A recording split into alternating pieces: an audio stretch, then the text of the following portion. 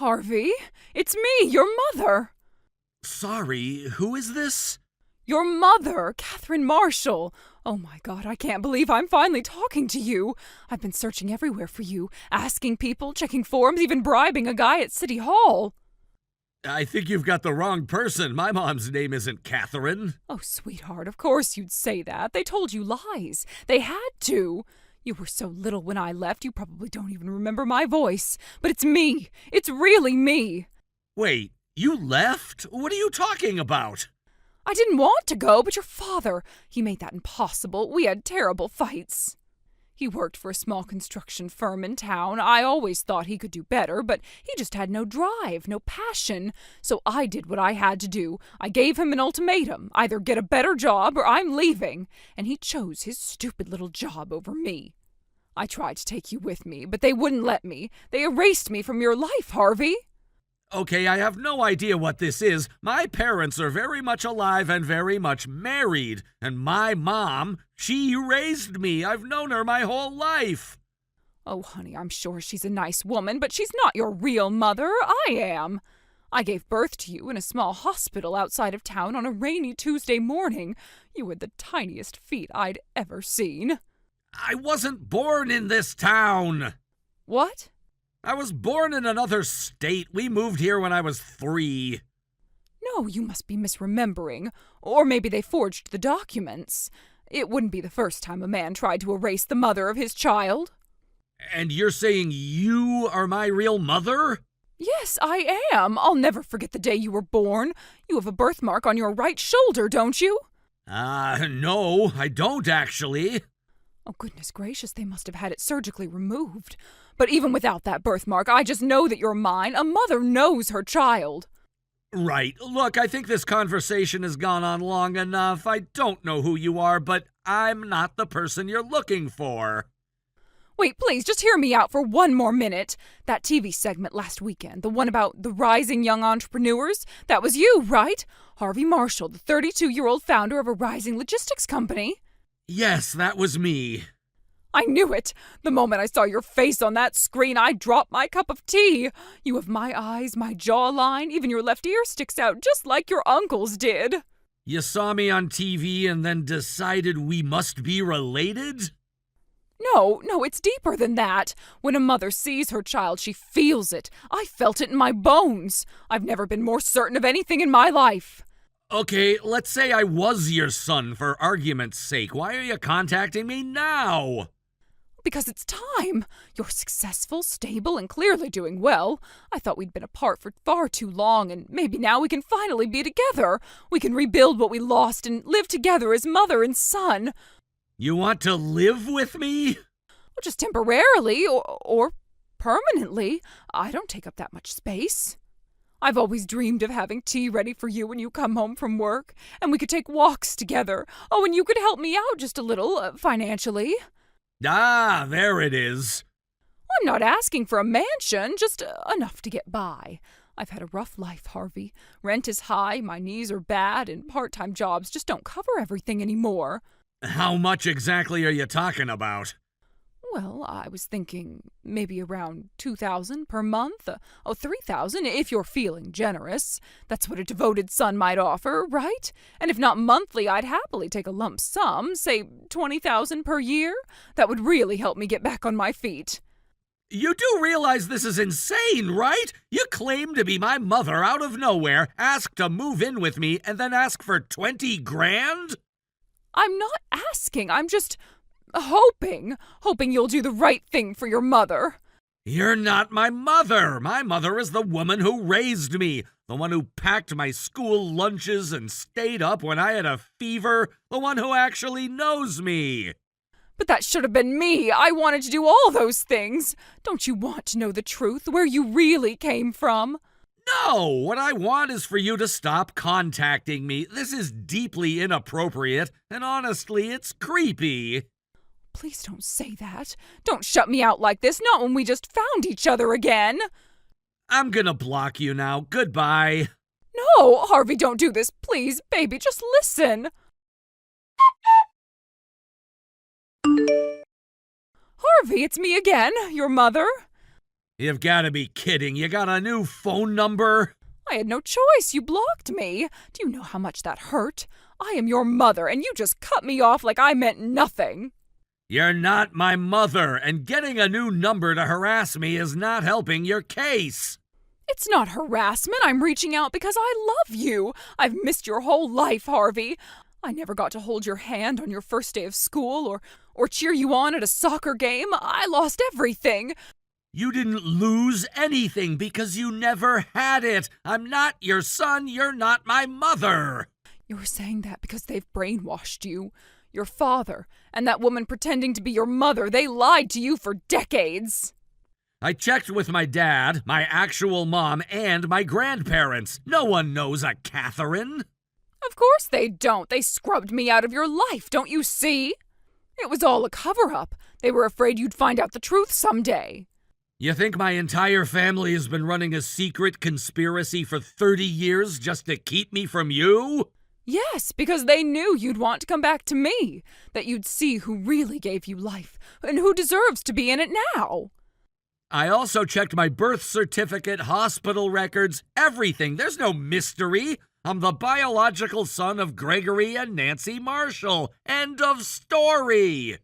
Birth certificates can be faked. People change names all the time. That woman probably had her name printed over mine. You don't know what your father is capable of. My parents are still married. They've been happily married for nearly 40 years. That's what they want you to believe, but deep down, don't you ever get a strange feeling that you don't belong? Like there's something that's been hidden from you for your entire life. Nope. Can't say that I've ever felt that way. You have to be my son. You just have to. I know your face, your eyes, that freckle under your eye. Your grandmother had the exact same one. I think you're confusing me with someone else, probably someone with a similar name. No, I'm not confused. You are. My name's not even that unique. Harvey is fairly common, and Marshall is one of the most common surnames in this state. You latched onto a name and built a story. Stop saying that! You don't understand what it's like to carry a child inside you and then lose him. I've searched for you for 20 years. You can't just tell me I'm wrong. I am telling you that because I've got the documents, the family, and the memories to prove it. And what do I have, huh? You think this is easy for me, watching you on TV, knowing how far you've come, while I'm stuck living in a tiny apartment working night shifts just to eat? You don't know me. You never did. But I should have. I was supposed to be there with you. Oh, for the love of... I'm done entertaining this. Wait, please, just let me explain. Let me prove it. Give me one more chance. So that's it? You're choosing them over me. I'm choosing reality over delusions. Goodbye. No, you can't leave me like this. I'm all alone, Harvey. You're the only person I have left. All right, tell you what. Give me 3 days and then I'll message you again. There's something I want to look into. I don't understand. What's there to look into? But if you say so, I've waited 20 years to reunite with you. I suppose I can wait another 3 days. Hey, you free for a sec? For you? Always. What's up, TV star? Yeah, forgot to warn you that segment was airing. You think? I was drinking coffee and nearly spat it all over my laptop. 1 second I'm zoning out, and then bam, there's your face in a suit talking about warehouse logistics like you invented electricity. Sorry, I totally spaced on telling anyone. Honestly, I'm proud of you. That was some big league stuff. Thanks, but that broadcast brought something really weird into my life. Uh-oh, what happened? Some woman has been texting me lately. She's saying she's my real mother. Wait, what? Yeah, says her name's Catherine. According to the story she told me, she gave birth to me, then was forcefully separated from me 20 years ago. Then she saw me on TV, recognized me, and went into overdrive finding my phone number. That's unhinged. Are you okay? I'm fine, just really confused. I've already told her she's wrong like 10 different ways. I even told her I have the documents to prove she's wrong, but she won't drop it. So what do you think's going on? I've been thinking maybe she's mistaking me for someone else, like someone with the same name. Huh, you mean like another Harvey? Yeah, and you remember your classmate back in middle school? There was a Harry Marshall, right, who wasn't related to us? Oh, wow. Yeah, I remember him. He was a really tall guy. I think his dad was a roofer or something because he always smelled like tar. Exactly, a blue-collar guy raised by a single dad. Wait, are you saying... Maybe this Catherine woman is his mom? Maybe she saw me on TV, saw the name Harvey, and assumed I was him. That actually makes a weird kind of sense. Didn't they live a few blocks over from us? Same neighborhood, yeah, and if she hasn't seen her kid in decades... Then it'd be easy to get names and faces scrambled, especially if she's desperate. Exactly. Want me to reach out to him? I think I still have a line on someone who knows where he ended up.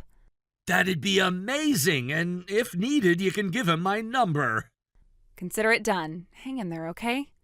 Trying to. Thanks, sis. Hello again, Catherine. It's been 3 days, and I'm contacting you just like I promised.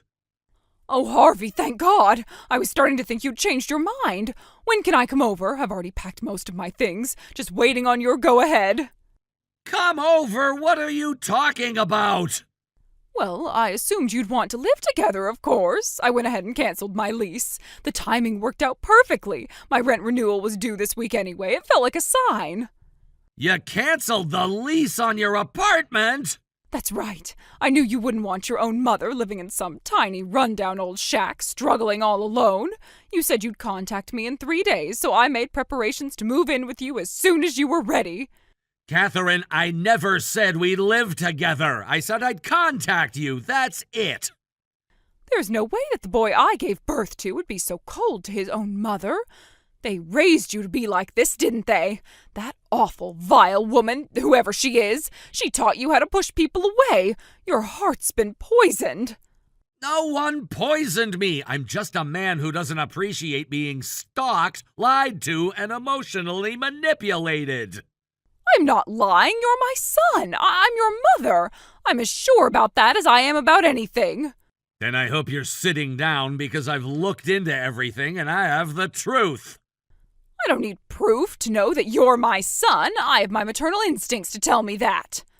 I'm gonna walk you through this. Please read everything before you respond. Fine. First, I looked into people in our town with my same first name, and I found someone. A man named Harry Marshall. But your name's Harvey, not Harry. I know, my name is Harvey Marshall, his is Harry Marshall. The overlap is close enough to cause confusion, especially if you haven't seen him in decades. Harry is 1 year older than me. He grew up in the same neighborhood. His father worked construction, just like you said. That's nothing but a coincidence. It's no coincidence, it's the truth. I hate to say it, but you've been chasing the wrong man. No. I wouldn't make a mistake like that. A mother doesn't forget her son's name. You've convinced yourself of something because you needed it to be true, but it's not. Stop it. Just stop. This is exactly what your father would have wanted. You're playing right into his hands. He's just trying to confuse you, to confuse me. Don't let him keep us apart, Harvey. If you truly believe I'm wrong, then take a DNA test. I'm willing, are you? What, so you can pay some lab to fake the results? You have money now. You could make anything say whatever you want. Catherine, listen to yourself. You're unraveling. I'm not trying to attack you. I'm trying to give you the truth so you can stop wasting your time and mine. I'm not wrong. I can't be wrong. I saw you on TV. You looked exactly like the baby I lost. You even moved your hands the same way. They said you were rich and successful, making millions of dollars. That sounds just like my boy.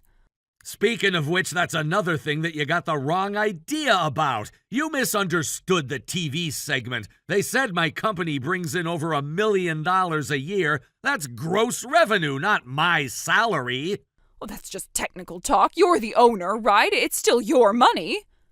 It's not. My team gets paid before I do. I reinvest most of it. After taxes, insurance, 3 kids, a mortgage, and just life, I'm not sitting on piles of cash. So what? You can't help your own mother with a few thousand?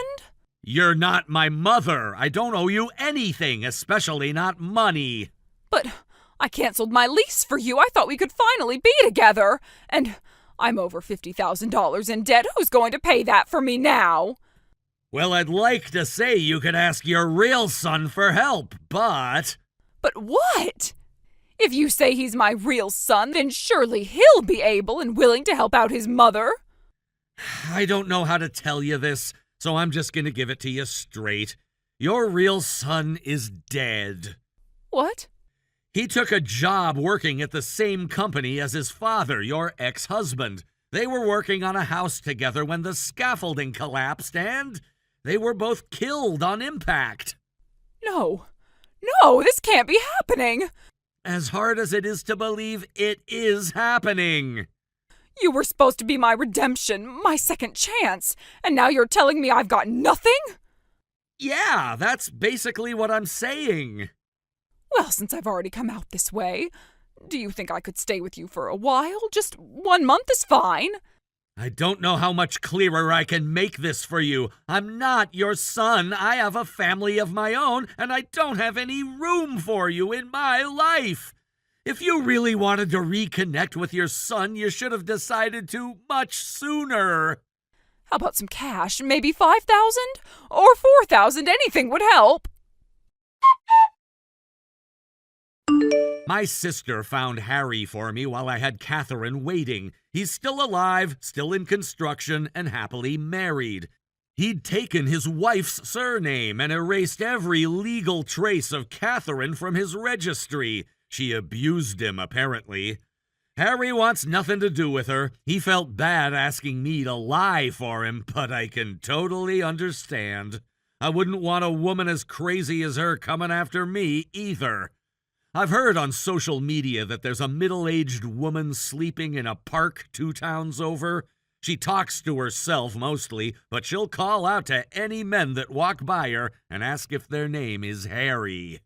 I'll bet even guys who are named Harry would just say no and keep on walking. Thank you for watching. Please subscribe and hit the like button. See you next time.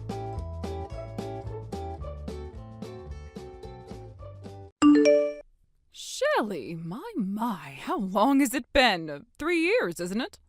3 years since you stopped coming around, stopped calling, stopped acknowledging the people who welcomed you into this family. Not even a single message at Christmas, Thanksgiving, Easter, nothing. I'd say I'm shocked, but honestly, you were always a bit cold. Anyway, let's not dwell on the past. It's time we put all that behind us. Given what's happened, I think we can agree it's time for you to come home. Tucker needs someone, and despite everything you've done to him, that still means you. I trust you'll be moving in without any fuss, so tell me, when are you coming? Wow, I really didn't expect to get a message from you. Is something wrong? I just told you, didn't I? Tucker needs you. That's all that needs to be said. You can't seriously think you're exempt from that just because you've been sulking in silence for a few years. I'm not sure that's really appropriate anymore. Things have changed a lot. Pfft, what changed? You're still his wife, aren't you? What does it matter if you've been keeping your distance? A real wife comes back when her husband is in need. I think you might be misunderstanding the situation. The way things are now, I'm really not the person for that role anymore. You're deflecting, that's all this is. You think just because you dropped off the radar, you're somehow off the hook? Oh, please. You made a commitment. You don't get to walk away from that just because it's inconvenient. I'm not walking away from anything. I did that already, years ago. Oh, stop being dramatic. What matters now is that you do the right thing. This isn't about feelings, it's about duty. Tucker can't be left alone like this. You have a responsibility whether you like it or not. If that's really what you believe, then maybe we're not having the same conversation. You know, the fact that you've gone this long without checking in is honestly shameful considering everything Tucker has been through lately. But I suppose you wouldn't know, would you? What are you talking about? What happened? He was in a car accident, a serious one. He's in a wheelchair now. He can't walk. He probably never will again. Wait, what? Are you serious? I'm completely serious. He was hospitalized for weeks. He had surgery, physical therapy, the whole ordeal, and now he's trying to adjust to a completely different life. Meanwhile, you've been who knows where, doing who knows what. Not even a text. Not even a single visit. Wow, this is the first I'm hearing of any of that. And why do you think that is? Because Tucker didn't want to trouble you, even now, after everything. He was trying to protect you. That's the kind of man he is, kind, loyal, and too considerate for his own good. Listen, Rachel, I'm sorry to hear this, really. But you're treating me like I deliberately ignored him. That's just not what happened. It's exactly what happened. You walked away and left him on his own, and now that you're being called to step up, you're full of excuses. You're acting like you have no connection to him at all. Because things haven't been the way you're describing for quite some time. I'm not trying to argue, but I think you're missing some important context. What context could possibly matter more than the fact that he's injured and needs someone? I really am sorry to hear about the accident. No one deserves to go through something like that. But I think there's something you need to understand, because the way you've been speaking to me is like you believe we're still in each other's lives. What's that supposed to mean? Tucker and I haven't been in contact for a very long time. We've been living completely separate lives for years now. Separate lives? Are you saying this whole time? Yes, 3 years ago I discovered that Tucker was cheating on me. This isn't something that happened recently. And once I found out, that was the end of it for me. I didn't want to stay in a marriage built on lies, so we got divorced. 3 years ago? Oh, that can't be right. Maybe not to you, but that doesn't change the timeline. After we split, Tucker remarried to the woman he'd been having his affair with. I'm not making this up. What? That's impossible. He never mentioned any of that to me. Not one word. I believe that. He probably didn't want to face the conversation. But that doesn't mean it didn't happen. We divorced, he moved on, and so did I. That's the reality. So what, you expect me to believe you've just had nothing to do with him all this time? Yes, that's exactly what I'm saying. We haven't seen each other, haven't spoken, no phone calls, no messages, nothing. I didn't even know he'd been in an accident until your message. Well, that's unbelievable. I understand why it might feel that way, but I'm telling you the truth. And honestly, I think if you asked him directly, he'd say the same. I just think it's important you hear it plainly. Well, I'm sorry to say you wasted your time, because I don't believe a word of that. You're just trying to come up with a convenient little story so you don't have to take responsibility. This is so pathetic. There's nothing convenient about any of this. It's just the truth. Oh, please, isn't it funny how your so-called divorce just happens to line up with when you suddenly cut off all contact with us? 3 years ago, the timing's just too perfect, don't you think? It wasn't a coincidence. That was when everything ended. That's why I stopped coming around. No, you disappeared because you didn't want to deal with any of it. You got bored of playing house, and now you're lying through your teeth so you don't have to lift a finger. You think I don't see through that? If you really think I'm lying, then check with City Hall. They can pull the divorce record in 5 minutes. What, you want me to go waste my time on some ridiculous paperwork hunt just because a liar told me to? I'm not playing your little game. It's not a game. It's public record. I'm not asking you to take my word for it. You can say whatever you want, but you're still going to come here and do what needs to be done. Tucker can't work right now. Someone has to support this household, and that someone is going to be you. I don't think you understand the position you're in. You can't just assign me to take care of someone I haven't seen in years. Oh, I absolutely can. You're young, you're healthy, you had a job, which you'll be keeping, by the way. Tucker can't earn any more, so you'll be supporting him. That's your role now. Excuse me? And the house needs to be remodeled. Barrier-free, ramps, widened doorways, everything. It'll cost a fortune, but I assume you'll be covering it. After all, he's your husband. No, he's not, and I can't believe you actually think this is normal. Don't try to dodge this again. You're the one who made vows. You're the one who walked out. And now, when it really matters, you're the one who's going to make things right. This entire conversation has been completely detached from reality. If you want answers, if you want to understand what actually happened, then you should ask Tucker himself. He's been through enough already. I'm not going to drag him into more drama. You're already doing that by demanding things from someone who doesn't owe you anything. I've told you what happened. I've been honest. And I'm not going to keep defending myself against a version of the past that only exists in your head. You quit your job? Are you completely out of your mind, Shelley? Excuse me? How do you even know that? Oh, don't act surprised. I called your office to get your availability for Tucker's physical therapy. And what do I hear? You just up and left. Without warning? Without even telling anyone? That wasn't your place to ask about, and frankly, it's not your place to comment either. Oh, please, don't start playing the victim now. What on earth are you thinking? You're the one who should be supporting Tucker. He's in a wheelchair, for God's sake. He can't work. And I'm not responsible for that. I've told you before, and I'll say it again. Tucker and I are divorced. I don't owe him anything. You stood at an altar and made vows, for better or worse. Ring a bell? And now that he's facing worse, you've run off like a coward. No, I walked away after your son had an affair and moved on with another woman. You call that cowardice? I call it survival. Oh, give me a break. A little affair, and suddenly you think that justifies throwing away your marriage? People work through these things every day, but no, not you. You just disappeared the second it got difficult. It wasn't a little affair. He was seeing her for months behind my back, lying to me every step of the way. And when I found out, he didn't even apologize. He just packed up and left. That's ancient history, and you know it. You're using that as an excuse to abandon him now that he actually needs you. I don't need any excuse. I am telling you once again that I am not his wife anymore.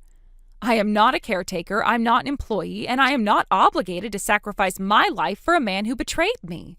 So what, you quit your job just to sit around and sulk? That's pathetic. You think that's going to help anything? I didn't quit my job to sit around. I left because my new husband was transferred for work. I can't keep my job over here when we'll be living hours away. Oh, now you're saying you've remarried. Oh, how convenient. Don't make me laugh. It's not convenient. It's true. Our parents introduced us after my divorce was finalized. We've been married for over a year now. Lies, every word. You're just running away again because now that Tucker's disabled, you can't bear to look at him. That's not only insulting, it's absurd. I didn't run away from his disability. I walked away from his betrayal. And unlike him, I didn't pretend to be loyal while sneaking around with someone else. Don't you dare try to twist this into some moral high ground. You left him when he was able-bodied, and now you're washing your hands of him completely. That's because I already did. 3 years ago in court with witnesses and with his signature on the divorce papers. You think a piece of paper means you get to erase all of this? You think you get to start over while he's stuck with nothing? He's not stuck with nothing. He has a new wife, the one he chose over me. If he's suffering now, I genuinely hope she's there for him. But I am not part of that picture anymore, and you need to stop pretending I am.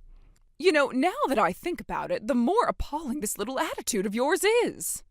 Did you forget that the accident only happened because Tucker was trying to get away from you? He said you saw him with that woman and you lost your mind. Wait, what? Yes, that's what he said, that you caught him in the act and started making a scene. He said he panicked, tried to get away in the car, and that's when it happened.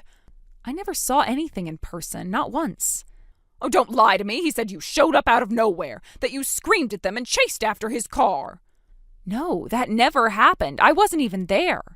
When I found out about the affair, it wasn't because I walked in on anything. I hired a private investigator. It was all handled quietly. You hired someone? Yes, I still have the report if you want to see it. It lists the dates, photos, even the hotel name. It's all in there. I didn't yell, I didn't scream, I didn't confront anyone. I just left. Then what was he talking about?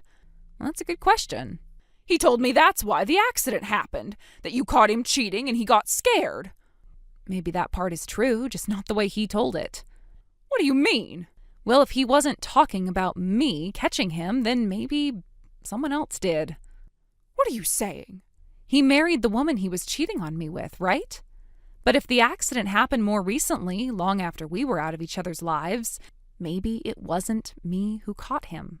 Maybe it was someone else. No, he wouldn't. He's already got a second chance. He wouldn't be that stupid. Wouldn't he?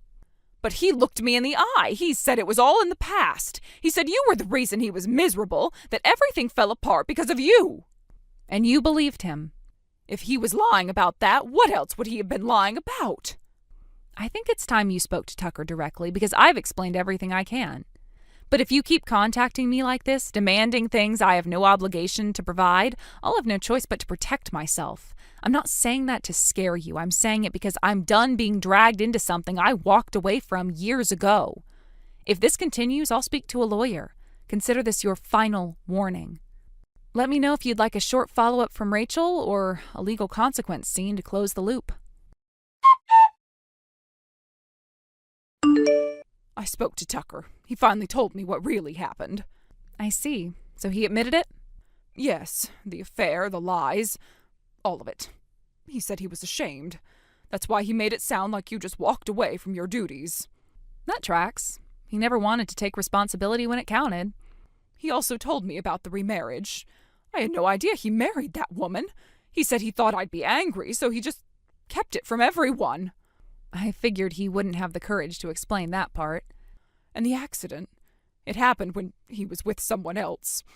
It wasn't even his wife. It turns out one of his mistresses caught him with another mistress.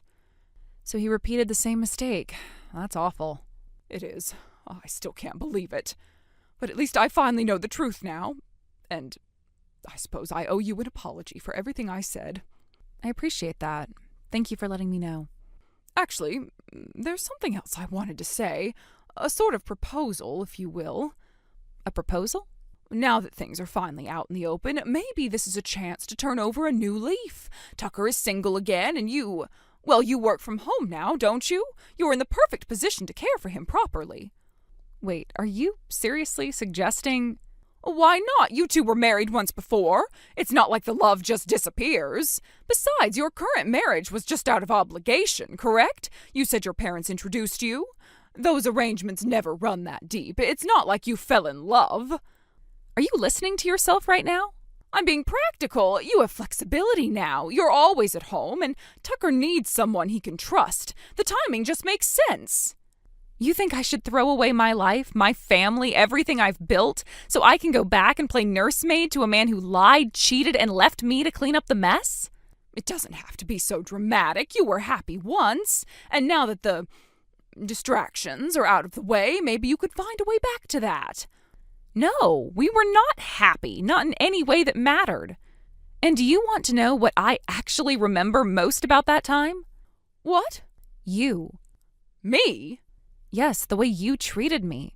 The way you hounded me nonstop with cruel comments and snide remarks. You didn't just nag me in person. You called, you emailed, you sent text messages at all hours.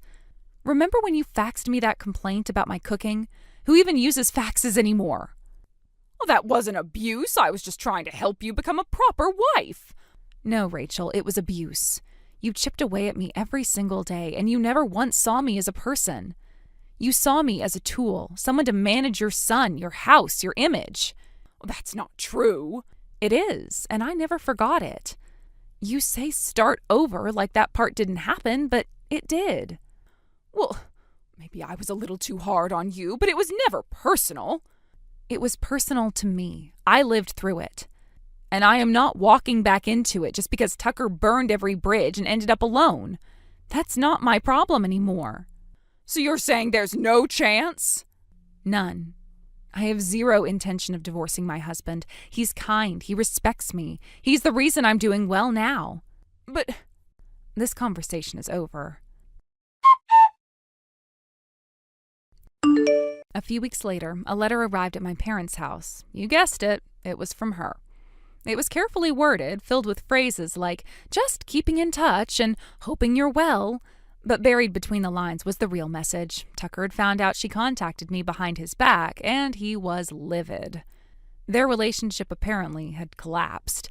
He's stuck in the family home, too broke to move out after paying alimony from his latest affair. He works from home now, but the place isn't even wheelchair accessible. The letter was just a thinly veiled plea for sympathy, for help, and maybe even for money. I handed it to my mother, shrugged, and said to toss it in the trash. And just like that, the last string tying me to that part of my life was finally gone. Thank you for watching. Please subscribe and hit the like button. See you next time.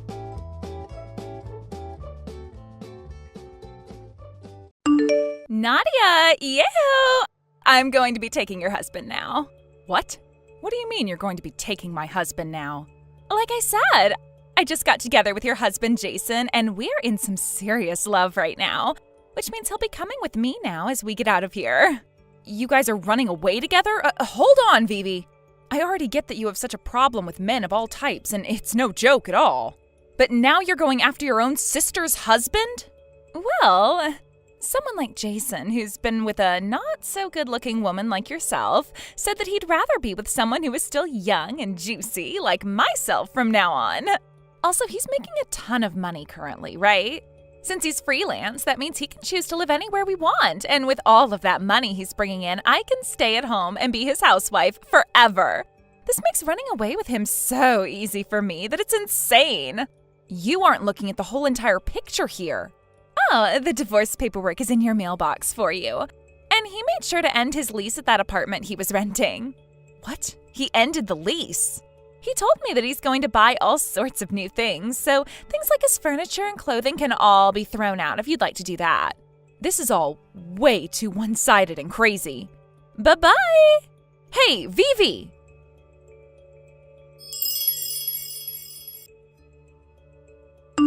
Nadia! Good seeing you after 3 years. Have you been doing all right for yourself? What? Vivi? Yahoo! I can't believe you'd get back in touch with me of all people. What? Tell me, what's so bad about me wanting to talk with my older sister again? After having gone and stolen that older sister's husband from her, I don't understand how you have the nerve to talk with her again after 3 years. Are you mentally all there? Is that something you should be saying to your little sister who just got back in touch with you after such a long time? Vivi's so sad she might cry. You're so freaking annoying. You're so mean. So what do you want with me? The past 3 years, I haven't heard a word out of you, and yet you're wanting to talk with me again? There has to be something you want from me, right? Well, if you think there's something I want, then there is. What is it? Currently, you're 36 years old, right? That's right, but is that all you care to ask about? Being cared for by your own mama at the age of 36? Excuse me? What are you wanting to talk about here?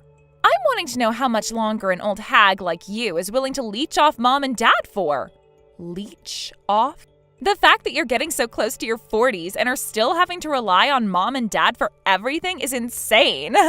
Sure, I'm at that point now where I've gotten up there in age and I'm still living in the same house as mom and dad are. But nothing ever came up about me being the one getting cared for by the both of them. And here's something else that's new to you. This is my house we're living in, and it's really only mom that lives here. What is that? Trying to act all tough now or something? For someone that was still a housewife only 3 years ago, was it really that easy for you to find a proper job right after we ran off? No, it wasn't. So stop trying to act like someone you're not. That is why you living in that house with your parents means that it is them who are still having to take care of you. And just to let you know, I am fully aware that Dad passed away while I've been gone, so we can just leave him out of this. But the fact that you're having to leech off a widow now who only has a part-time job, I feel so sorry for her. Vivi, you have a lot of misunderstandings going on right now. I was never a housewife before you ran off with my husband. What? Around the same time I got married to Jason, my company was rolling out some new things like having a lot of us work from home remotely. So for the most part, I was working from home while I had Jason as my husband. I can understand why you'd see that as me leaving my job, but in reality, I had just been working from my room. And even now I'm at home working remotely for the company. All right. You really think you're making yourself look all professional and employed by saying you're working from home and remotely right now? Well, that's not going to work on me. Hey, what are you trying to say here? Where I'm living right now and who I'm living with at the moment has nothing to do with you, right? No. It has a ton to do with me. Then you tell me why that is. Oh, you still don't know why? I honestly can't even tell what you're wanting to say to me right now. What I'm saying is, Richard and I will be moving back home and in with Mom, so you need to get lost now. That's all. Huh? Who is Richard? He's my current boyfriend. Huh? Then what happened with Jason after you went and stole him from me?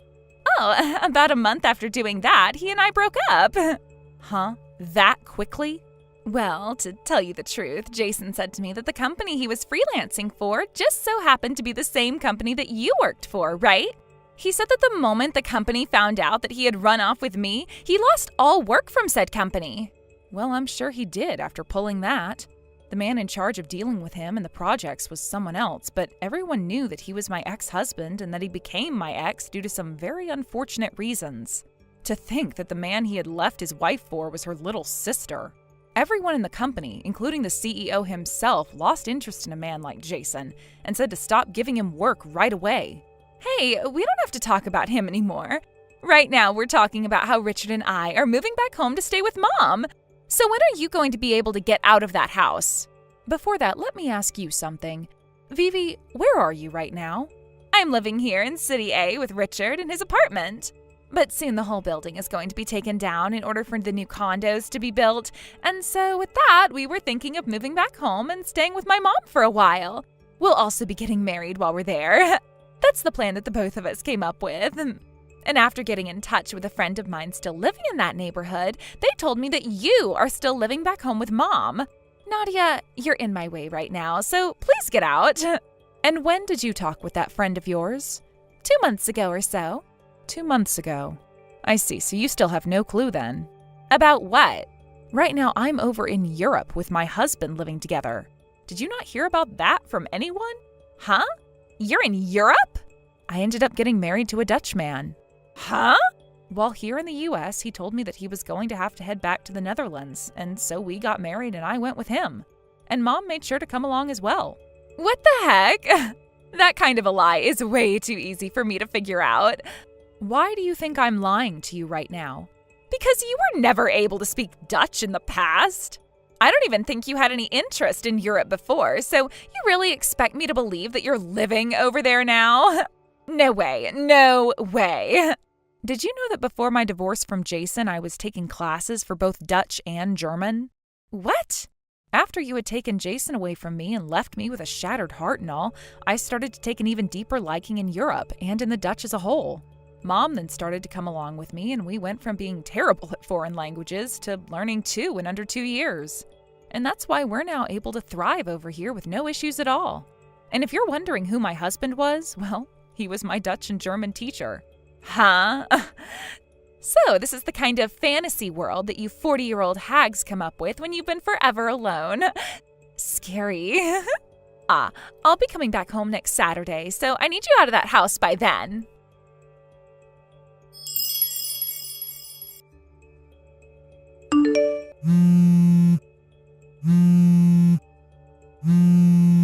Nadia! Why? What happened here? What is it this time? There is no house here anymore. Huh?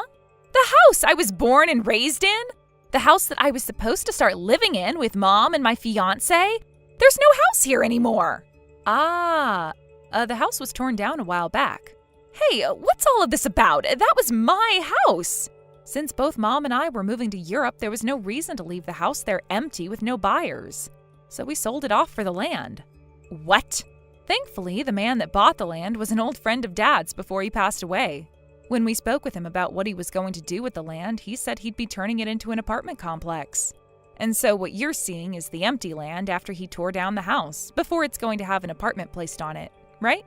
No way. I never heard about that.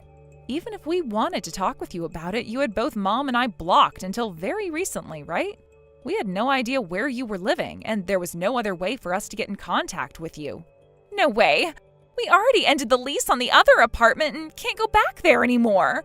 Richard doesn't have a family or anything, so there's no place for him or us to go back to either. By the way, have you noticed a car waiting around there? Huh? A car? I heard that it's supposed to be an all blacked out van, but... Huh? What are you talking about?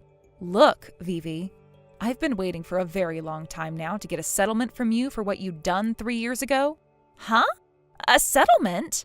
A settlement for having had an affair with my husband and stealing him from me. Technically, it may be too late for me to do something like that, but I can at least still try. And since I now know where you are, I can snatch you up and take you to talk with my lawyer.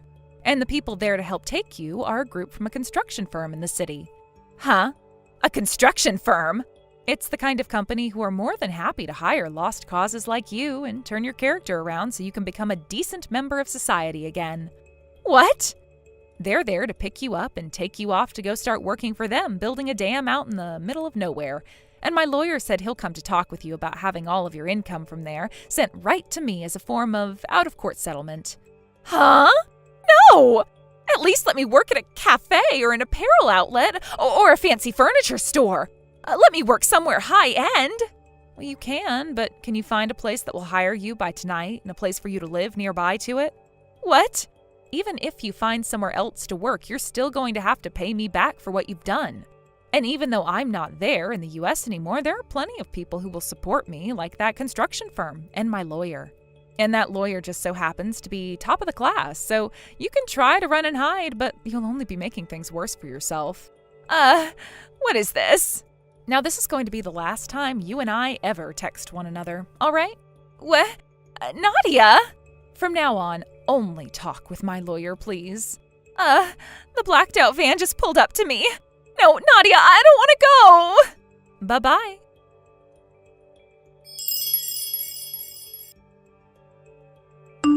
I didn't tell my younger sister, but it turns out that her ex-husband Jason is also working for a construction firm at a different location.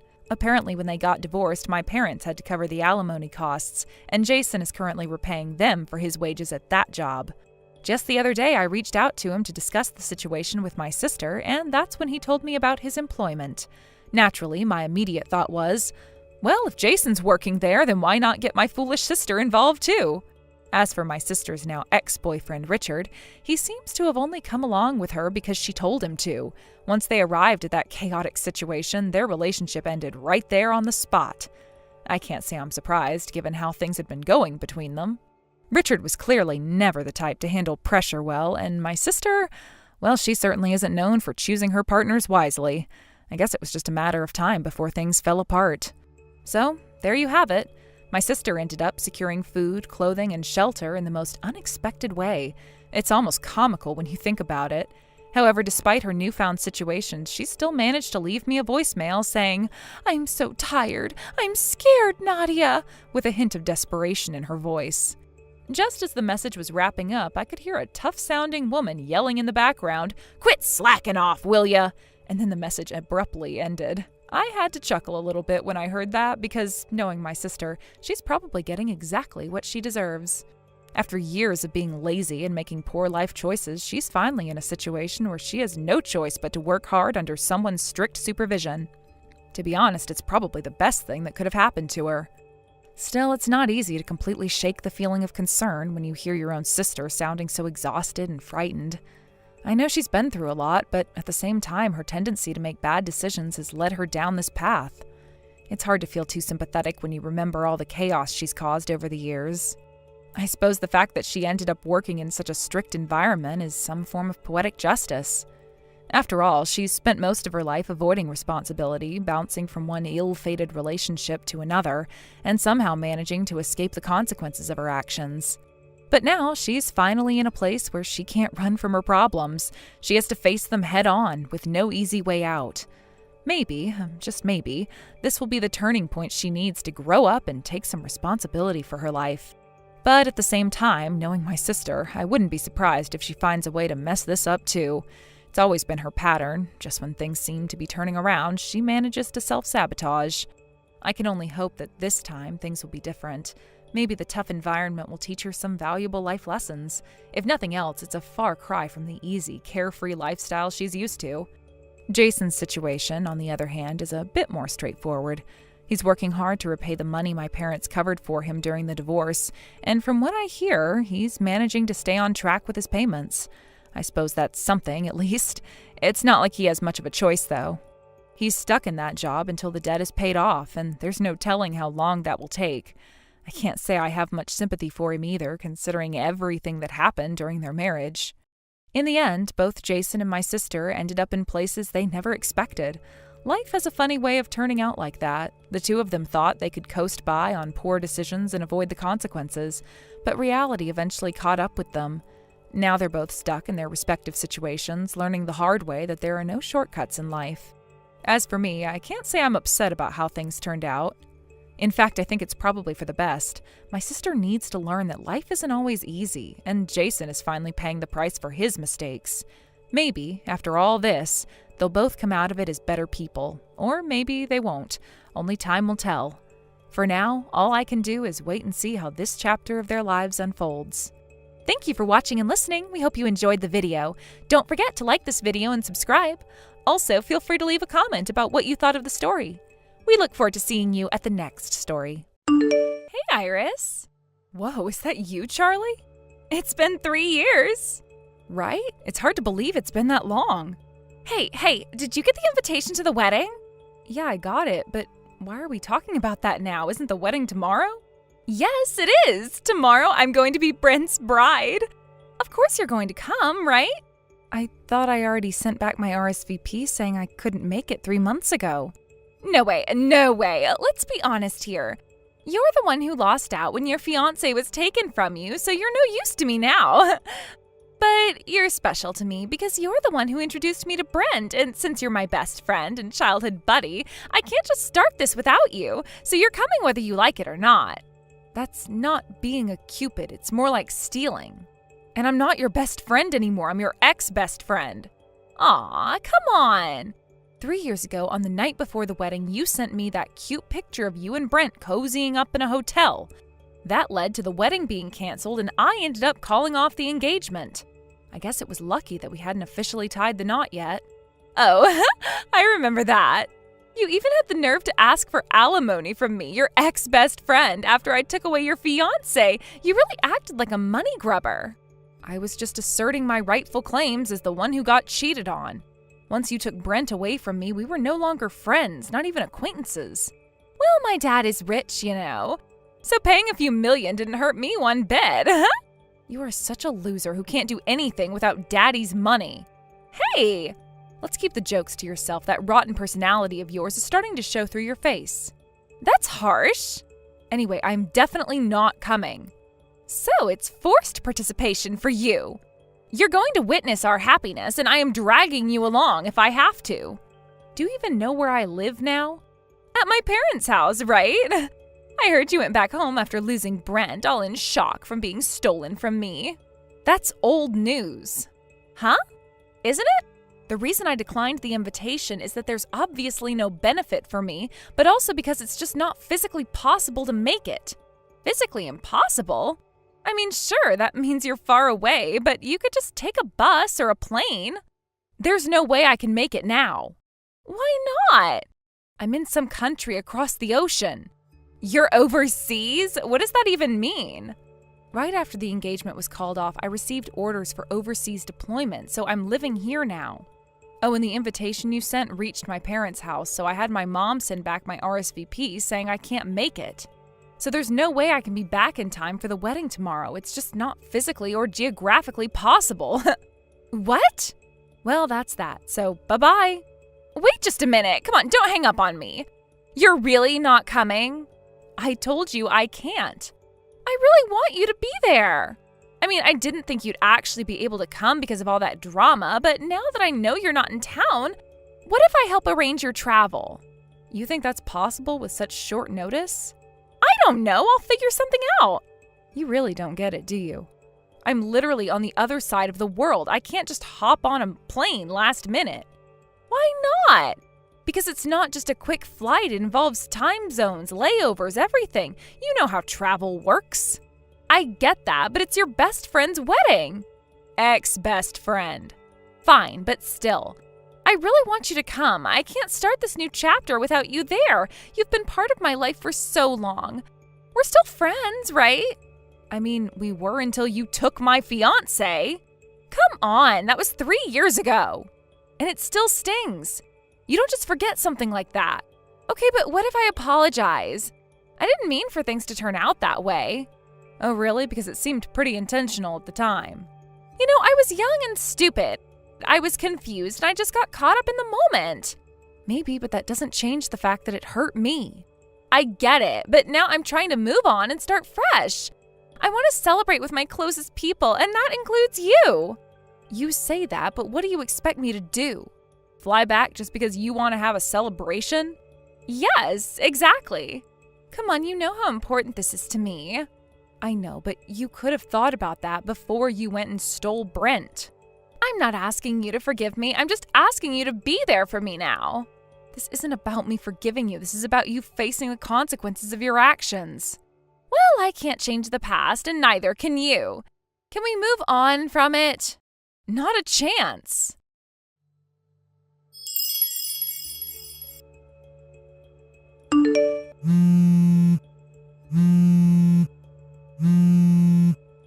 Iris!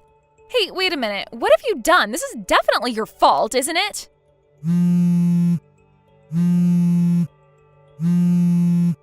What? Aren't you in the middle of a wedding right now? Do you have time to be making calls? What the hell? You set me and Brent up, and now you're playing dumb? What are you talking about? Did something happen at the wedding? Stop pretending like you don't know. No, seriously, I really don't know what's going on. You need to explain what happened before I can respond to anything. You're being so obvious. Just explain already. If you don't, I'll block you right now. Come on. So, the guests. My side of the wedding, all of them were my ex-boyfriends and current boyfriends. Huh? On Brent's side, it was all his ex-girlfriends and their current partners. What? Everyone except family was overflowing with my exes and current boyfriends, along with Brent's ex-girlfriends and current girlfriends. What? What kind of a situation is that? I mean, was it a total mess? I invited all of my friends and colleagues, I got responses confirming their attendance, but somehow my exes and current partners ended up mingling with Brent's exes and current partners. Does that mean you both were cheating? What the hell was that all about? They were throwing accusations at me, telling me I was cheating and bringing up all the awful things said when we broke up. The wedding turned into complete chaos. Why did this happen? I can't explain why. This is your doing, isn't it? Fix this now. I haven't done anything. I told you yesterday I am overseas right now. How could I interfere with your wedding? I have no idea who you were cheating with anyway. Well, I thought you might have given someone in America some orders. I am not going to go through that much trouble. To be honest, I really don't care about you guys anymore. You don't care? I've completely moved on in these 3 years, so I have no lingering feelings. I'm actually married to a guy I met here. What? Oh, and by the way, I have a child too. He's 4 months old. You have a child? I'm juggling my first experience of motherhood, and while it's hectic, I'm really happy. I don't have time nor the inclination to plan something just to ruin your wedding. Whether you guys get married or divorced is completely irrelevant to me now. That's, so if you didn't ruin our wedding, then... Oh, that reminds me. What? I just remembered something, so I'll let you know. What is it? Well, finally this day has come.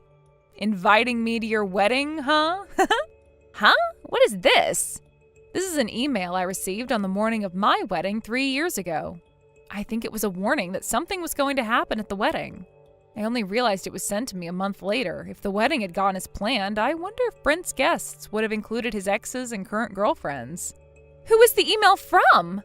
I have no idea. It was from an anonymous source using a free email address. What? I don't know, since it was anonymous. Anonymous? But it did say at the end of the email that the sender was someone invited on the groom's side. That's about your wedding. I'm not involved. This is just my speculation, but maybe they were able to execute what they couldn't do 3 years ago at today's wedding. And it's not just the groom who's a scumbag. It seems like the bride is just as bad, so maybe both of you. What? I can only imagine how many people you've upset. What? Anyway, it's clear that I'm not the mastermind behind this, so I'm gonna hang up now. Wait a second, you can't just leave me hanging! I have to go now. You've got a mess to clean up, and honestly, I have my own life to live. This is unreal. I'm in the middle of the biggest disaster, and you're just leaving? What do you want me to do? In thousands of miles away, I can't magically fix your wedding problems from here. I'm not asking for magic, just some support or a bit of empathy. Support? After you treated me like I was nothing, you think I owe you anything? You think I had a choice? You were the one who broke everything apart. Well, you could have just stayed out of it. You could have been a better friend. And let you manipulate me like you always have? No thanks. I'm done being a part of your drama. You think I wanted this? You think I wanted my wedding day to end up like this? Maybe not, but you need to face the consequences of your actions. Consequences? You act like you're innocent in all this. I never claimed to be innocent, but I'm also not the one who caused all this chaos. You've got to own up to your part in this. I just wanted to have a perfect day, and now it's ruined. Well, maybe it's a lesson for you. You don't get to just walk over people and expect everything to be fine. I didn't think it would turn out like this. I'm going to hang up now. Goodbye.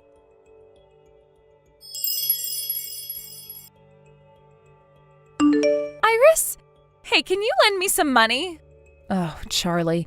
Are you seriously asking for money again? Don't you have any shame left? You have no right to lecture me. You're partially responsible for this mess, too. You should at least want to help me out. Well, my involvement is only because I'm the victim here. I was the one who had my fiancé stolen from me, remember? Just give me the money. $50,000. Why do you need such a huge amount? That's an insane sum. I've been hit with a demand for damages. Oh, wow. Honestly, I thought it would end with a mutual breakup since both of you were cheating. I assumed there would be a fair fight situation. But the one asking for damages isn't Brent. There are actually other parties involved. I need to split the wedding costs with Brent, and with some other expenses piling up, I'm short on cash. No matter how much I scrape together, I'm still $50,000 short. This time Brent won't help me out. My parents have already told me I can't come crying to them again, not after what happened 3 years ago. So I have no one to turn to. Who exactly is asking you for this money? It's my ex's wife, or fiancé, and also my current boyfriend's wife. Wait, what? You were involved with your ex-boyfriend and your current boyfriend? And they both had partners while you were with them? Well, actually, I had received demands for money during these 3 years as well. But when I ignored them and just tried to avoid the situation, they showed up at my wedding. My parents and relatives found out about everything. So besides your boyfriend Army, even their wives and fiancés crashed your wedding? It seems like the anonymous email you received was probably from one of them. You know, the one you told me about. I see. This is entirely your fault. You really dug your own grave here. How can you say that? I mean, I wasn't the only one involved. I mean, really? I've heard you've been like this since high school. What? I went to a different high school in another area, so I didn't know at the time. But I heard that while you were at your school, you were quite infamous among your classmates. You were known for swapping partners, especially among guys from neighboring schools. Apparently, during your 3 years of high school, you went through a large number of boyfriends and were considered a homewrecker and a dangerous person. You probably started pursuing married men or engaged ones back then without realizing the weight of your actions and the responsibilities that come with them. You seem completely unaware of how bad that is. Honestly, it's pretty pathetic. You might just be the worst of the worst.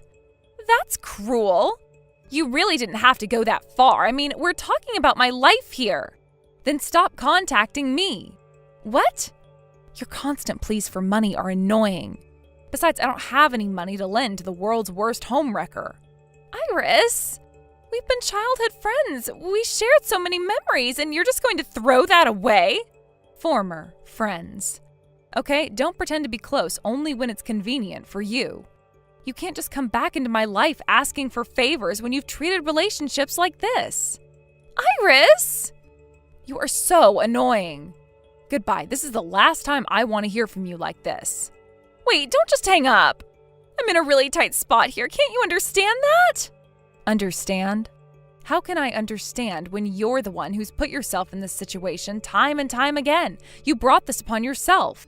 But you used to be supportive. What happened to that? Supportive? Being supportive doesn't mean enabling bad behavior. I can't just stand by and watch you spiral down into this mess without saying anything. I know I made mistakes, but can't you help me this one time? I promise I'll pay you back as soon as I can. You always say that, yet here we are again.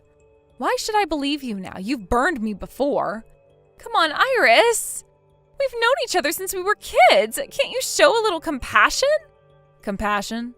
You're asking for a lot when you've treated people like they're disposable. Your relationships aren't just casual flings, they affect others deeply. I get it, I made mistakes, okay? But can't you see that I'm trying to fix things? I don't want to be this person anymore. Well, it's a little late for that, don't you think? You've already caused a lot of pain, not just to me, but to many others. You need to face the consequences of your actions. Now I'm going to stop texting you. Everything you're saying is starting to give me a headache, so goodbye forever. Wait, Iris!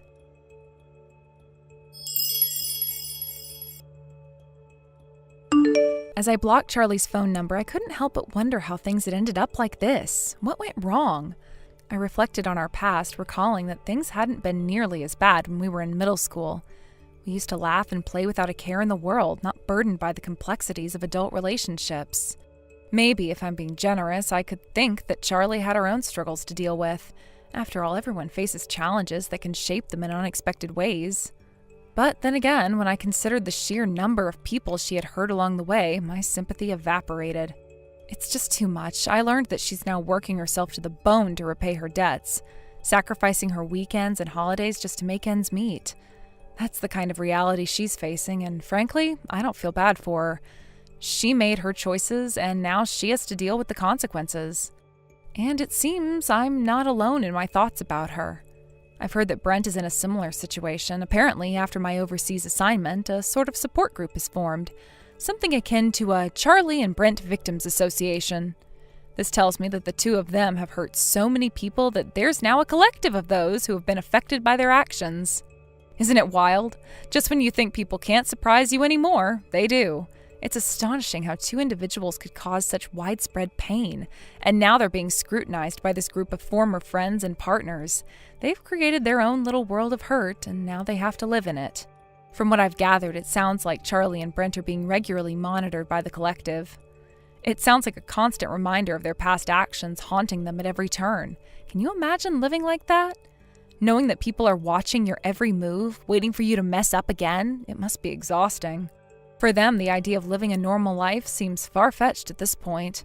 I doubt they'll ever be able to lead a life free of the shadow of their past mistakes. Who knows how long it will take for them to truly learn from this experience? Will they ever change, or are they doomed to repeat the same patterns, dragging others into their chaos? I think about how their decisions have affected not just themselves, but also everyone around them. Relationships, friendships, and trust have been shattered. People's lives have been irrevocably altered because of the choices Charlie and Brent made.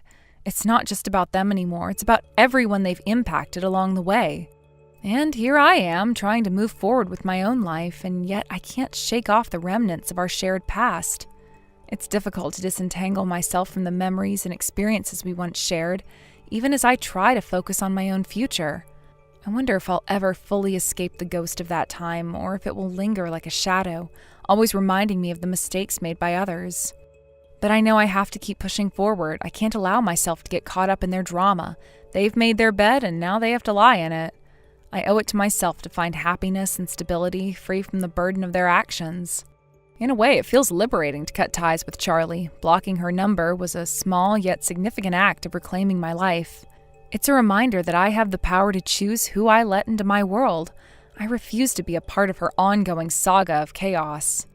It's time to refocus on my own happiness. I want to surround myself with people who uplift me and respect the boundaries of our relationships.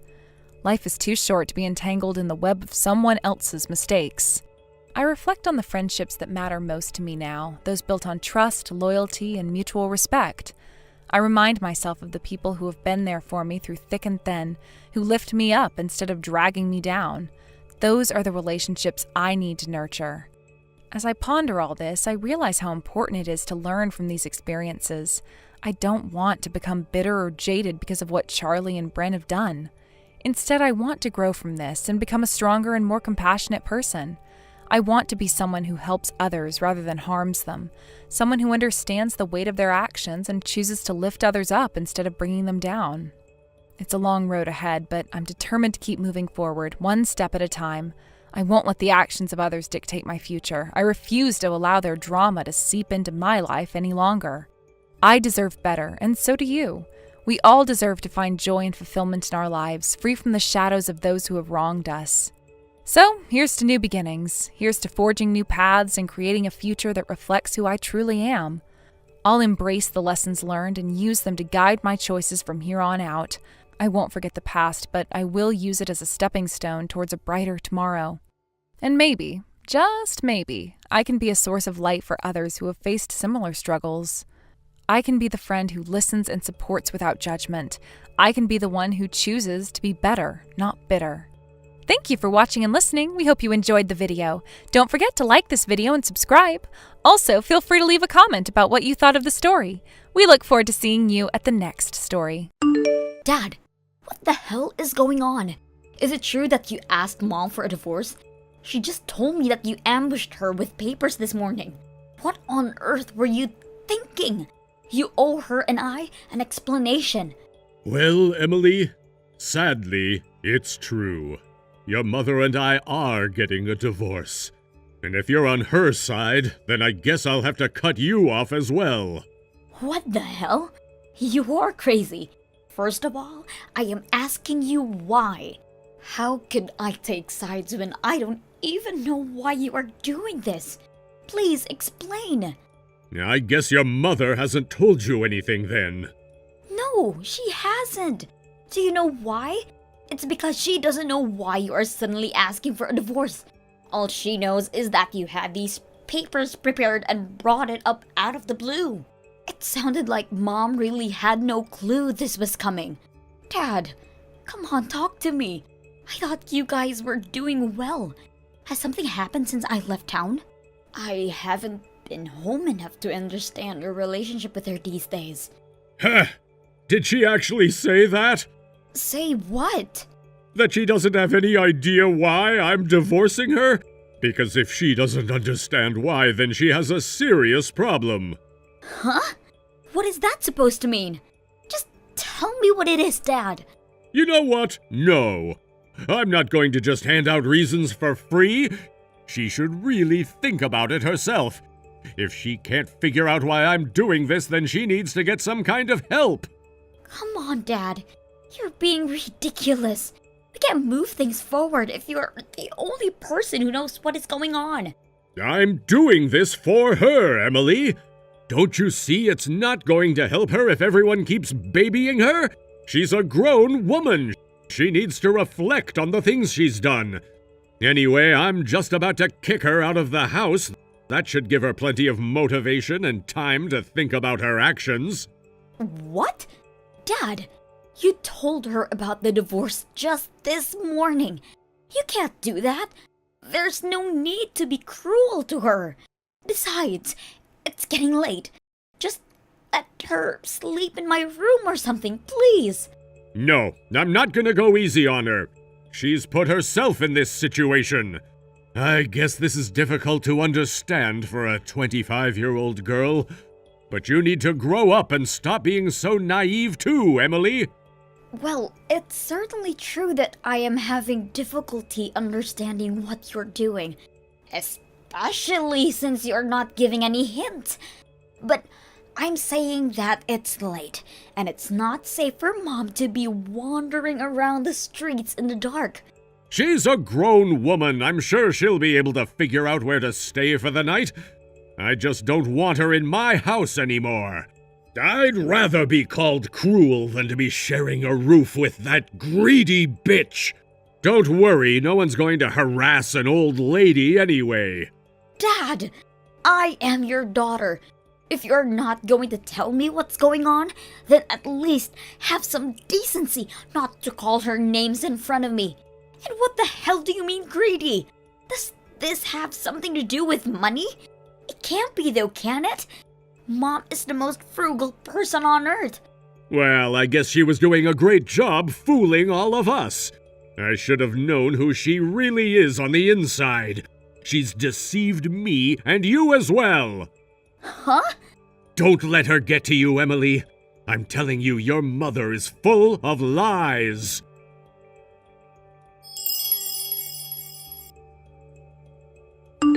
Mom, where are you right now?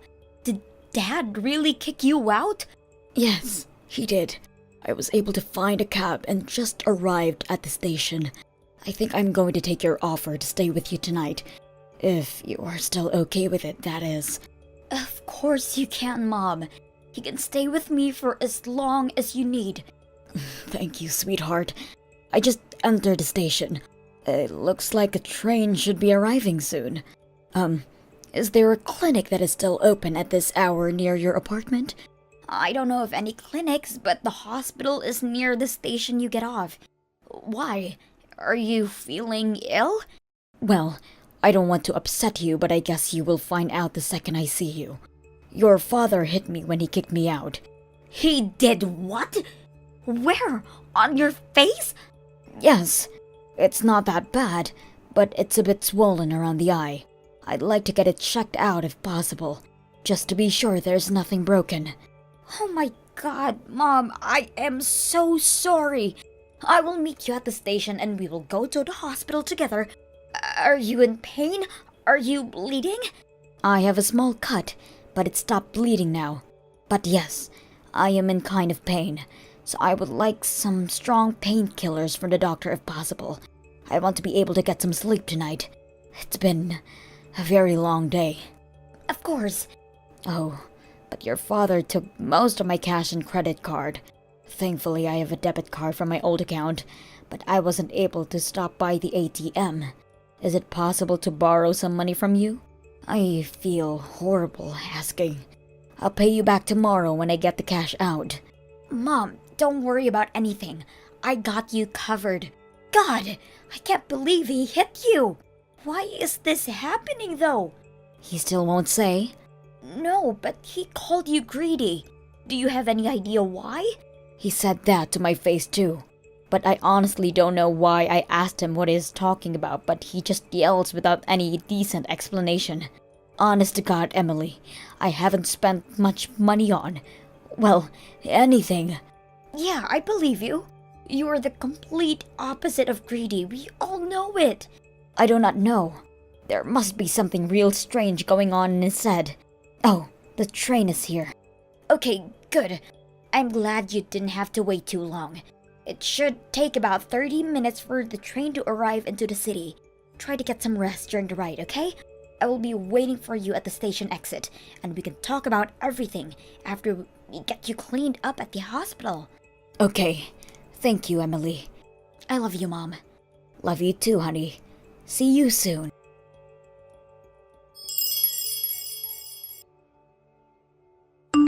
Emily, has your mother contacted you? As I told you last night, you can't let that woman get to you. She's full of lies. Don't talk to her, do you understand? That is impossible, Dad. You spoke to her? Yes, of course I have. And frankly, I have no clue how you expect me to be supportive of you. I mean, Mom doesn't know why you are divorcing her. And clearly, you are not telling us what's going on. We don't know what is making you act the way you are acting right now. But hey, here's what I do know. You hit her and kicked her out of the house. So make a guess, Dad. Whose side do you think I am on now? Well, I didn't mean to hit her. That was just an accident. Things got out of hand because she won't admit what she's done. Whatever. If you want me to have any sympathy for you, you better start talking, or I am going to stop talking to you. Emily, listen to me. This is all her fault, not mine. Well, make me understand then. Fine. I wanted her to come clean about everything, but so be it. Your mother used all my savings without my permission. $100,000 gone! Can you imagine? What? 100,000? That's right. I was so shocked when I found out. All these years she was acting so frugal to gain our trust.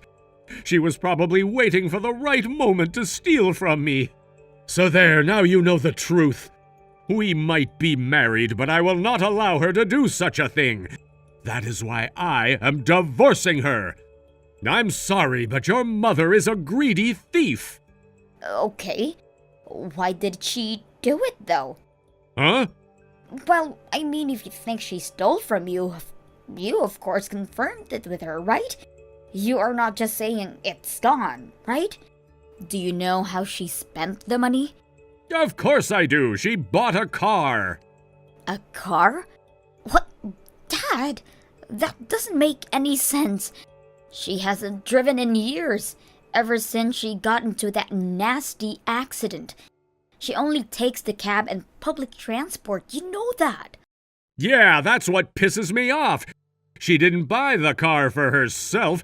She used my money to buy her brother one. Can you believe that? You mean Uncle Bob? Well, I did see him driving a new car when I saw him last. But are you sure about that? Yes, I am. I looked it up. That car was just around $100,000.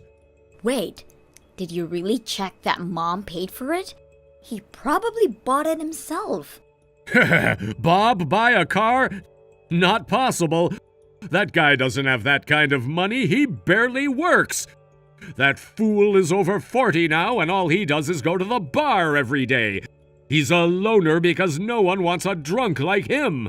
And the money he inherited from your grandfather is long gone. He's a loser and does not deserve that kind of a luxury car. Dad? No, you got it wrong. Uncle Bob didn't use up Grandpa's money. He put it into investment. In stocks, I think. The last I heard, he was doing pretty well with it. Stock investment? Yeah, that's what he does, you know? He's an investor. He always had multiple investments, so he knows what he is doing.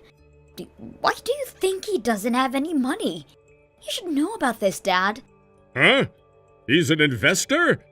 Yes, and for the record, I have never seen him drunk. He also has a fiancée. He is getting married soon. He is nothing like you think. Oh, well. You are being totally strange. How come you're acting like you don't know any of this? Mom told you about him being engaged months ago. Have you not been listening? Did she? I don't recall anything. Of course she did. We are invited to his wedding. And I remember Mom telling you that Uncle Bob was looking for a car recommendation because he was getting married.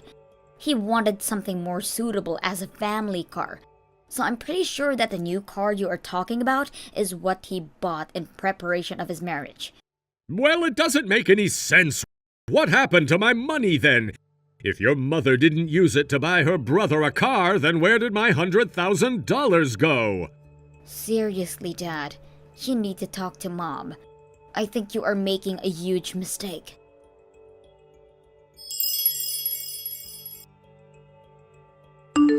Hello, Gary. Sandra, it's you. I'm surprised to hear from you directly. Do you finally have something you'd like to say to me? Yes. So, what is this about me spending your money? 100,000, you say? I never in my life touched anybody else's monies but mine.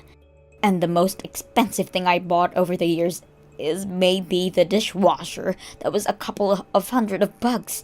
Why are you accusing me of something that I have never done? You're making everything up in your own head. Well, then let me ask you this. What happened to the money you inherited from your father? There should have been $200,000? You act so frugal and yet you spent the entire thing. You must have used mine too after you realized your pocket was empty. What the hell are you talking about?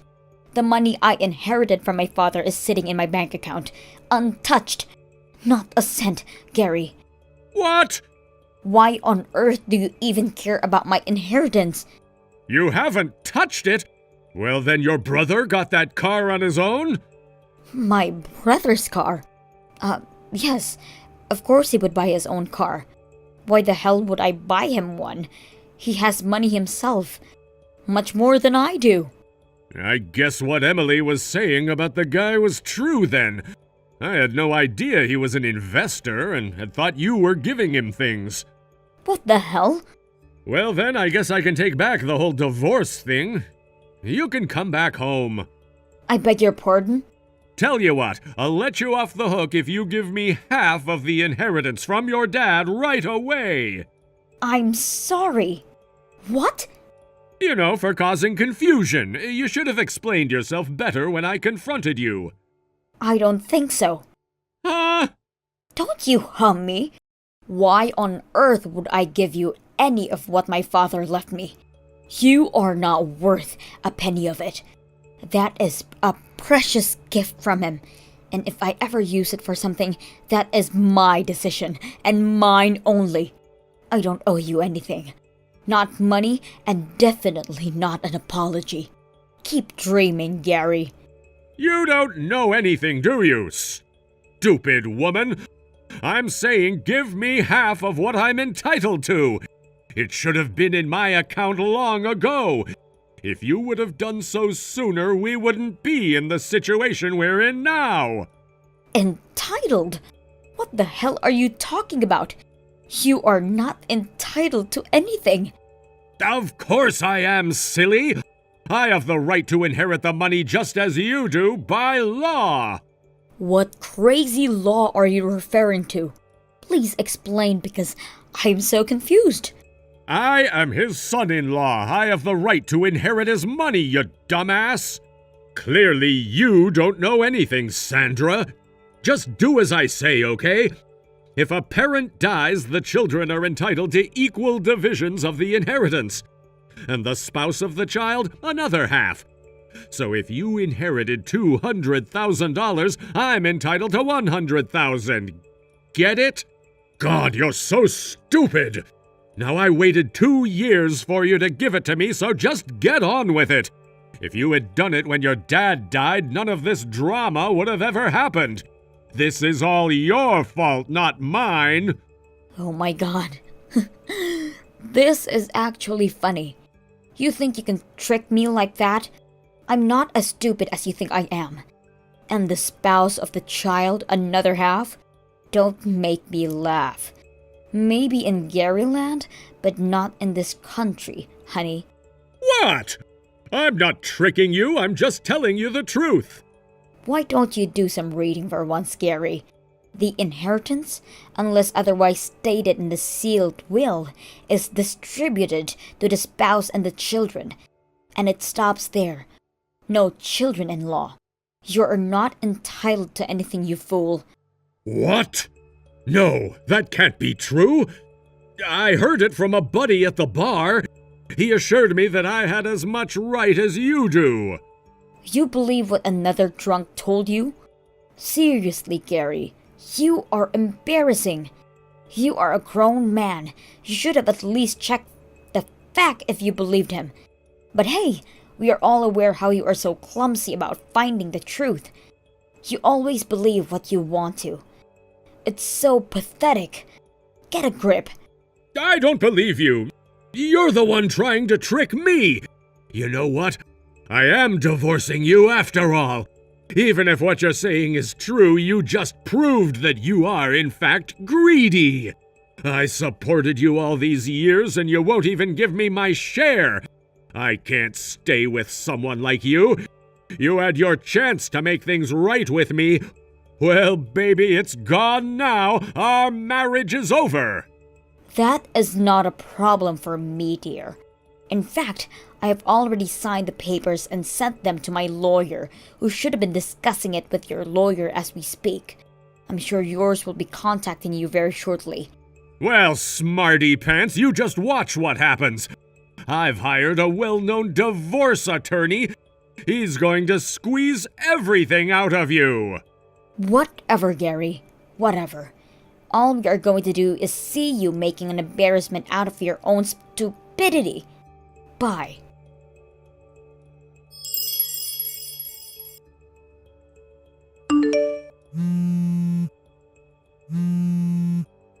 Sandra! Sandra, where the hell are you? Answer my damn calls. What is this about suing me for consolation money? On what grounds? And why am I being denied my division of assets? Huh? What the hell are you talking about again? Have you not been speaking to your own lawyer? I shouldn't be the one who has to explain these things to you. Please don't contact me. Just tell me why you're suing me! For what? I never cheated on you! Okay, thank you? Oh my god, Gary. You think a woman can only sue for consolation? Money if the man cheats, don't you? How could you been so blind that you are this dumb? Well, what then? You don't have anything on me! Of course I do. You assaulted me, remember? I have medical records from when you beat me before kicking me out of the house. On top of that, you spread stupid rumors among my family and friends about me using your non-existing money. You really did yourself a favor, just adding reasons for me to sue you, Gary. You know I can actually get you arrested for assaulting me, right? Arrest? You can't do that! Yes, I certainly can. But you wouldn't do that to me! I am your husband! You mean nothing to me, Gary. But no, I won't, at least for now. And that is simply for the sake of Emily. Because I don't want her to become the daughter of a convicted criminal. So if you agree to pay me what I have asked for, then I will promise not to report you to the police. If you want to keep fighting, then God knows that I will decide in the upcoming days. Do you understand what I am saying? Well, what about the division of assets? As long as I get the equal share of what you have, I can pay you from that. What? You are such a dreamer. What do you mean? I might not be eligible for your father's inheritance, but I'm certainly eligible to the division of our assets from while we were married. No. Inherited money is considered separate property if kept in individual accounts or not used for marital expenses. Too bad, Gary. As I have not been telling you repeatedly, you are not entitled to anything. What? I'm sure your lawyer is going to fill you in on the rest. Make sure you listen carefully. Clearly, you haven't been doing so up to this point. I am tired of having to explain things from you. Wait, Sandra! No, I'm not waiting. Please! Listen, I don't have any money! I won't survive if I have to pay you anything! You don't want me wandering around the streets, do you? I'm Emily's daddy! I don't know how you don't have any money since you do work, but I guess you are going to have to work even harder. Not that it have any of my business. I have nothing more to say to you. You shouldn't be contacting me at all anyway. From here on, please talk to me through your lawyer, like you should have been in the first place. Goodbye. I am blocking you now. Sandra? Hello? Sandra!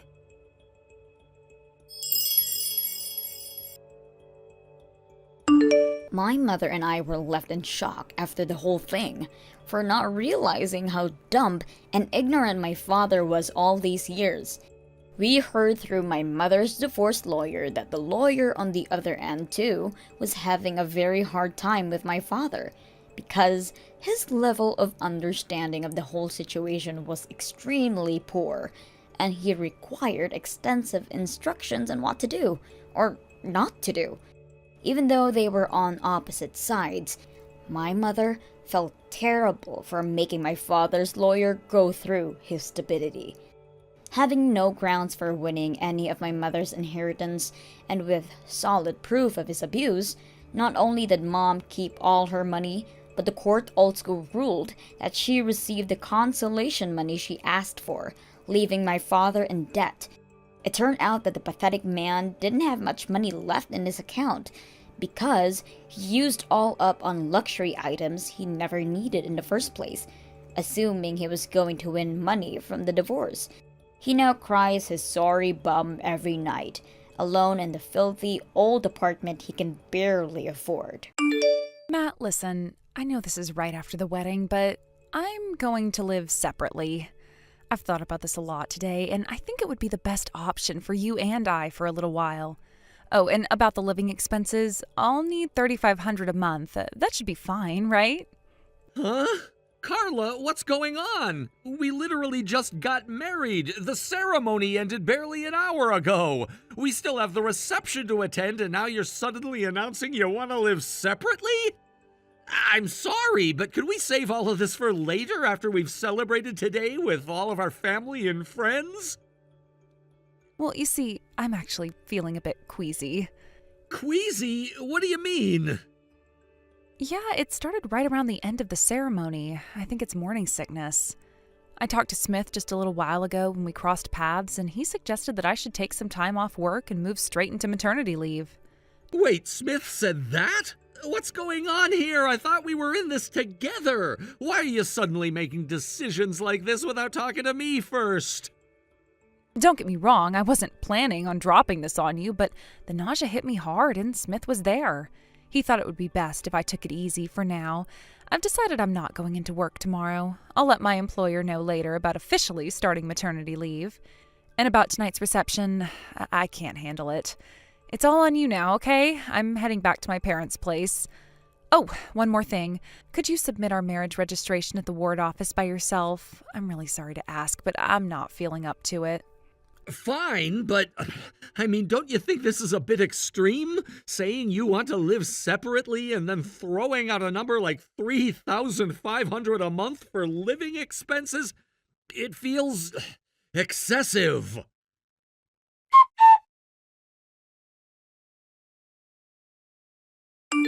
Matt, I heard something. Did you get transferred to the Michigan branch? Wait, who told you that? Well, I got a message from a coworker I'm close to. They were worried and reached out to let me know. That's odd. I just got the transfer order an hour ago. I haven't even told anyone outside the company yet. I was planning to tell you first. Oh, I guess my coworker got word somehow and wanted to check in on me. I'm sorry if it seemed like I jumped the gun. All right. Anyway, yeah, it's true. I've been reassigned. And I'll admit the timing is something else. It's almost like the universe knew we'd end up living apart the moment we got married. What do you mean by that? Come on, Carla, think about it. We rushed the wedding because we found out you were pregnant, right? Then, as soon as the ceremony ends, you announce you're feeling sick and head back to your parents' house to start maternity leave. Now, the day after, I get this transfer order. I can't imagine bringing my pregnant wife along for such a big move. That'd be too much strain on you physically and emotionally. And so I have no choice but to go alone, leaving us in this awkward, separated state. Well, that's one way to look at it. I hadn't thought of it like that. Yeah, it's just something I've been mulling over. But hey, it's not like I have a choice. When Smith personally asks me to step up because no one else can handle this, what am I supposed to do? I had to agree. That makes sense. If even Smith is asking you directly, there's no way you could have refused. He's next in line to be the company president, after all. Exactly. Anyway, about our current apartment, I think we need to terminate the lease and move out. Huh? Why? Well, think about it. I'm relocating to Michigan, and you're staying at your parents' place. Neither of us is going to be living here, right?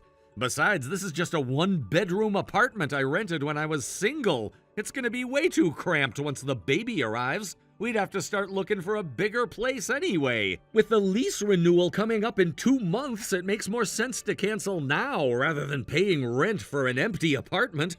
Once we're ready to live together again, we can look for something more suitable. Yeah, you're right. That makes sense. Plus, I'll need to rent a new place in Michigan for the time being. It'd be more practical to bring the stuff from this apartment with me. Got it. That's reasonable. All right, then. I'll start the process of ending the lease and packing up. Okay, thanks, Matt.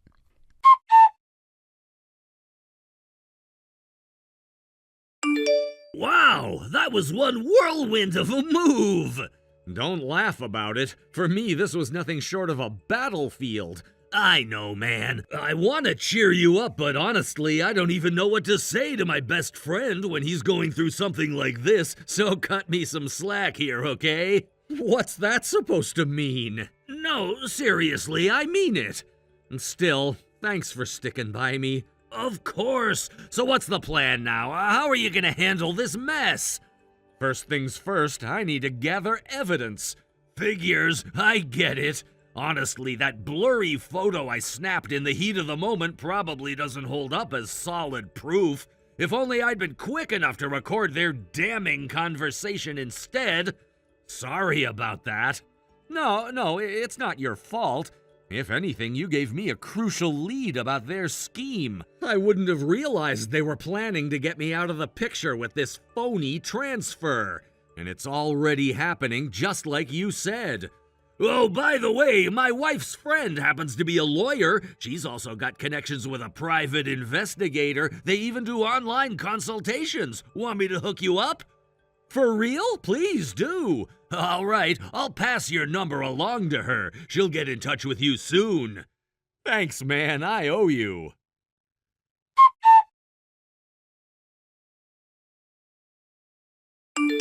Hey, Matt, it's about time you sent over that $3,500 for living expenses. I really need it. Wait, you were serious about that? What? Are you seriously telling me you're not planning to send it? Well, I figured I'd cover the basics like groceries or other essential costs since you're staying at your parents' place. But $3,500, that's a bit much. Come on, hurry up and transfer the money. I need it for maternity and baby supplies. These things add up, you know. Not to downplay it, but when my sister was expecting, she didn't spend anywhere near that much. What? Also, $3,500 is almost my entire paycheck. If I send you that, I won't have enough to live on myself. What are you talking about? Don't you have another source of income from stock investments? Stock investments? Where'd you get that idea? I overheard you talking in the company cafeteria with your coworkers. They said you're making $10,000 a month from stock investments. Oh, that. Yeah, I think there's been a misunderstanding. That wasn't about me. Huh? What do you mean? It was just a casual conversation. One of my coworkers mentioned his sister, who happens to be a scenario writer for a game app. She was working on a story about a character who's into stock investments and makes $10,000 a month. From there, the conversation shifted to a relative of mine who got lucky with stocks once, made $10,000 in a month, got overconfident, and then lost everything on a risky bet. It was just small talk about how unpredictable the stock market can be. None of it had anything to do with me personally. Wait, so you don't have any income besides your salary? That's right. Honestly, I don't have the temperament for stock trading anyway. It's way too stressful for me. Seriously? What the hell? I see now. So you picked me as your fake marriage partner because you thought I was loaded. What? Fake marriage? What are you talking about?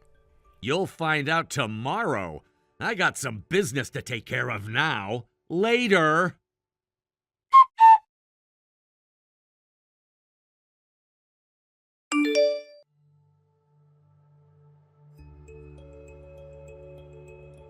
Hey, what is the meaning of this? Demanding a DNA test for the baby? Are you serious? If there's nothing to hide, then agreeing to it shouldn't be a problem. Why are you even doubting me? It's obvious the baby is yours. There's no reason for a DNA test. I'm asking for the test because there's now a very real possibility that the baby isn't mine. What? I've already hired a lawyer and decided to move forward with this matter through proper channels. A lawyer? The fact that a lawyer took on my case means I'm not being unreasonable or making baseless accusations. What are you saying? Your affair with Smith has come to light. That's not true.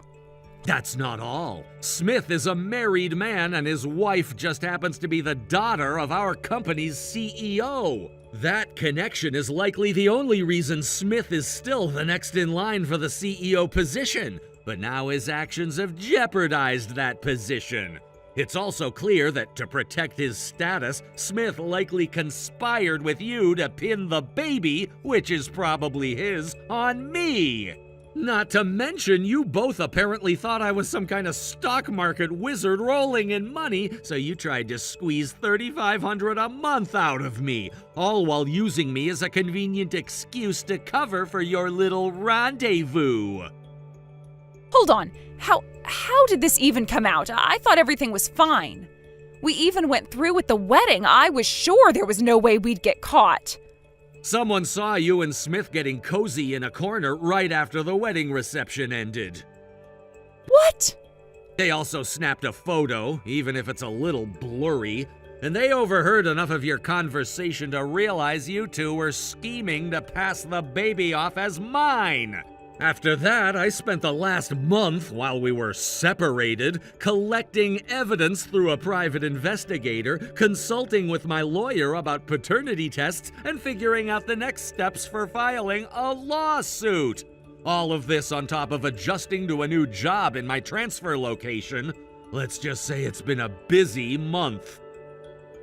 Wait, just calm down, okay? I am calm. But think about it. Even if the baby isn't yours, on paper it'll still be legally registered as yours once it's born. That's why there are legal procedures to correct